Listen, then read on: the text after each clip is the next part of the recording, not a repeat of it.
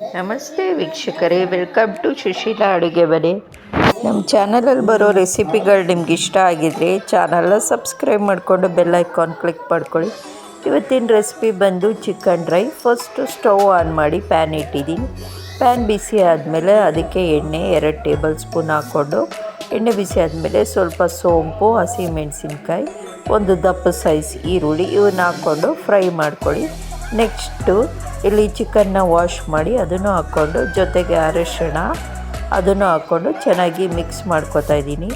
ಚಿಕನ್ನಲ್ಲಿರೋ ರಾ smell ಹೋಗಬೇಕು ಮತ್ತು ನೀರು ಹಿಂಗಬೇಕು. ಜೊತೆಗೆ ಉಪ್ಪನ್ನು ಹಾಕ್ಕೊಂಡು ಚೆನ್ನಾಗಿ ಮಿಕ್ಸ್ ಮಾಡಿಕೊಂಡು ಮುಚ್ಚಿ ಬೇಯಿಸ್ಕೋಬೇಕು. ನೆಕ್ಸ್ಟು ಶುಂಠಿ ಬೆಳ್ಳುಳ್ಳಿ ಪೇಸ್ಟು ಹಾಕ್ಕೋತಾ ಇದ್ದೀನಿ. ನಿಮಗೇನಾದ್ರು ಚಿಕನ್ನು ಬೆಂದಿಲ್ಲ ಅನಿಸಿದ್ರೆ ಇನ್ನೂ ಒಂದು ಸ್ವಲ್ಪ ನೀರು ಹಾಕ್ಕೊಂಡು ಚೆನ್ನಾಗಿ ಬೇಯಿಸ್ಕೊಳ್ಳಿ.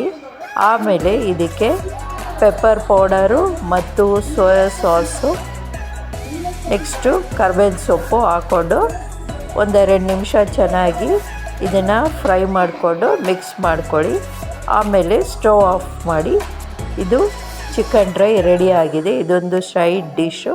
ಟೇಸ್ಟ್ ಅಂತೂ ಭಾಳ ಚೆನ್ನಾಗಿರುತ್ತೆ. ಈ ರೆಸಿಪಿನ ಮಾಡಿ ನೋಡಿ, ಹೇಗೆ ಬಂತು ಅಂತ ಕಮೆಂಟಲ್ಲಿ ತಿಳಿಸಿ. ಲೈಕ್ ಮಾಡಿ, ಶೇರ್ ಮಾಡಿ ಮತ್ತು ಚಾನಲ್ನ ಸಬ್ಸ್ಕ್ರೈಬ್ ಮಾಡ್ಕೊಳ್ಳಿ.